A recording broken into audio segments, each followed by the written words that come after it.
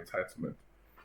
Of course, we don't always focus solely on crime as it pertains to black people and the lifestyle that crime forms such a significant part of for blacks. But we also look at the surrounding factors of blackness and how that relates to crime. So one significant aspect of black culture is, how I put it, is just that general antipathy to civility, calm, modesty that is often associated with whiteness.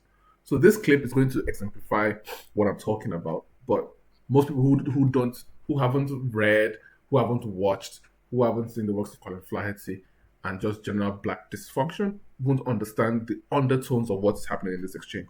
I want you to watch this. This is from somewhere around 2019 or 2020, maybe 2021. Colin Flaherty reacted to this, and he had such insight on football and the media behind football, inside baseball, basically, on the dynamics. But just listen to this clip. It's only 16 seconds. I'm in the streets. Max almost seems blacker than you, Stephen A. Did you hear that? I'm in the streets. This is a former professional footballer called Terrell Owens. Very successful, accomplished. He may have been a Heisman Trophy winner. But despite the fact that he's somebody who is in the upper echelon socioeconomically of society, he still talks about being in the streets. What does that mean? To a black person, that means that even someone as successful as he is still needs to eschew the notions of normalcy, being a square, the notion of being civilized, the notion of being, proper, right? So he has to put on the earrings. He has to tell people that he's from the streets. Listen to this. I'm in the streets. Max almost seems blacker than you, Stephen A. with what he's coming. Okay, so now this is Max Kellerman. This is Stephen A. Smith, and they're having a discussion about something. I forget what it was. Because Max, being a kind of a bleeding heart liberal, no matter how he tries to hide it, and I don't think he does very well, but he takes a position that is more sympathetic to the black cause, and Steve, being a little bit more objective, took the opposite position. And this guy here in the military always says Max is blacker than Stephen A. And it is such a disrespectful thing, like the malice with which that comment is intended. You can see even he, Terrell Owens, hesitates to call Max blacker than Stephen A. But if you try to understand what we're talking about in general, reading between these lines, he starts by saying he's from the streets. Let's listen to the full clip. It's 16 seconds. Then we'll break it down again. I'm in the streets. Max almost seems blacker than you, Stephen A. with his commentary. With all due respect, my brother. I'm just saying, dog. Wait a minute. Wait to finish. I'm just saying. I'm gonna check you right now. You don't cross. I'm just saying. So you see that the fact that this guy calls Max Kellerman blacker than Stephen A. because of some disagreement, you can see that it's a significant insult. Because this guy is saying that he's from the streets, he's down with the cause, he's amongst the people, he's amongst the blacks, he's the king of the blacks for the purpose of this discussion. And Stephen A., because he's not taking a position that is down with him, this white man is blacker than you. And that is such a line that has been crossed that he has to get checked live on national TV. I mean, honestly, this 16-minute clip is so much to break down, but you need a lot of subtext and videos to understand it fully the way I understand it. It's a very important clip. Anyways, moving on. Next, we have what looks like Nigerian talking about South Africa. Yeah, so let's see what she says. Must our politicians eat and steal everything? You have to hate us to treat us like this. I traveled to South Africa for the first time. That country isn't our mate. Came back to Nigeria, and the first call I heard was there hasn't been electricity for 2 weeks, says this lady in tears. It's 4 minutes. We don't need to say too much, but let's listen. everything? Was this still everything? You have to hate us with passion to treat us like this. You have to be wicked with all your might. You have to hate people to treat us like this. For the first time in my life, I stepped outside of Nigeria. I went to South Africa. I've not gone to the US, I've not gone to the UK or any other place. I went to another black man's country. Okay, so you kind of see the problem. Is South Africa a black man's country? Yes, kind of. But the institutional normalcy that South Africa has in comparison to the rest of Southern Africa and the sub-Saharan Africa is clearly and obviously and objectively a byproduct of white. Okay, for some reason I can't think of a word better than colonization, but let's just say white involvement in the founding institutions of what is now today known as South Africa. There is just no way that people can sit down and give credit to, quote unquote, the black man for making South Africa what it is. And everyone recognizes that there's just no truth to the notion that a bunch of Zulus and Xhosas gathered around and made South Africa what it is. If that were true, then Zimbabwe, Zambia, Rwanda, and many other African countries would have comparable or even better outcomes than South Africa does. There's not much to say on this. I think it's coming from somebody who is not as well experienced and stuff. And she talks about politicians or people stealing money. And I mean, it kind of proves our point, doesn't it?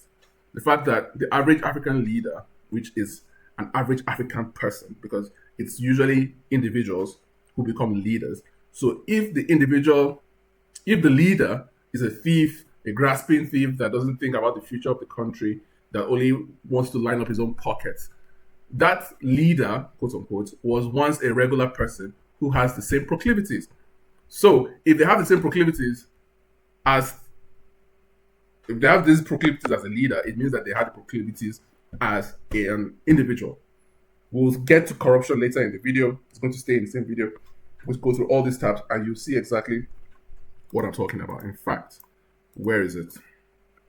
It's so important, I'll have to bring it forward. For example, right here. This is U.S. representative, United States representative. She is representing her district at the federal level. Sheila Cherfilas McCormick. She's definitely, most likely, a foundational Black American. Most likely not an immigrant. A Democrat from Florida, indicted of charges of stealing $5 million in disaster funds. What is the reaction? So we have a Black person, elected, educated, not poor, stealing $5 million that are meant to go to your constituency or some kind of federal project for disaster relief. She has stolen $5 million of this money. What is the reaction of Black people to getting to a Black person who is supposed to represent them, not just in the district, but Black people in general? This is what a Black person says. 35,000 likes. Black people committing white-collar crimes will always get caught. That is, they're saying what the subtext, because Black people use a lot of these idioms. The subtext of what this person is saying is that when white people do it too, and when white people do it, they don't get caught or punished, which is not true. But in the context of what this woman is saying here, the first thing she says is that politicians eat and steal. This is in Africa. This is Nigeria. Here we have it in America. Here you have it in America. So, is there a connection? Do you see a central organizing feature? Do you see a pattern? So, anyway, stealing, graft, corruption, embezzlement, whatever you want to call it, is a Black thing. That's why I just showed you where are the iPhone people? Where are the people with the iPhones? You think these people care? Look, Teenager, black person, snatches 49 iPhones from Apple Store while staff and customers watch. One person just comes in and steals all the display phones, and everyone just continues like it's normal, guys. This is Bay Street, Oakland, California. Oakland is a stronghold of black people.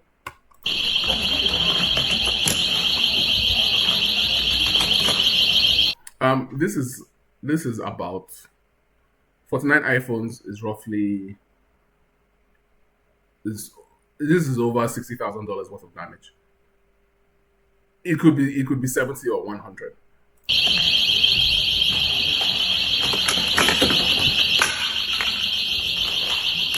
How do you walk around with 49 iPhones on your person? That's crazy.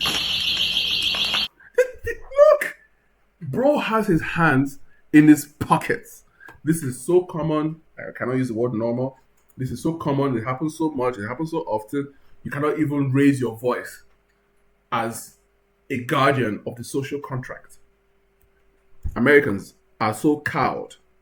They are so browbeaten. They are so suppressed that you cannot even raise your voice and say, stop that, what are you doing? Whether this guy is an employee or not, he already understands. Nobody has to tell him. Nobody has to tell him that if you see a black person committing a crime, your job as a white person, as an American, is to stand by and watch. If you step in, you become, what's his name? What's the guy on the train station in New York? Choked somebody out, the Marine. I forget his name. I almost called him Josh Hawley, but he has some funny name. You become that guy. Or the black person attacks, stabs, kills you. Or you get sued by somebody. Basically, you are punished for upholding or defending the social contract, essentially.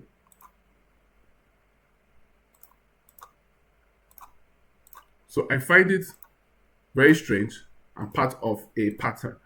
There's a story that I really want to get out in this context of this white guy standing by doing absolutely nothing.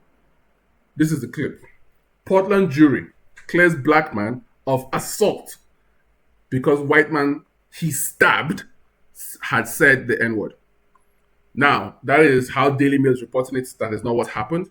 The headline neglects to mention, this is from Community Notes, that the victim had only used a racial slur after being stabbed.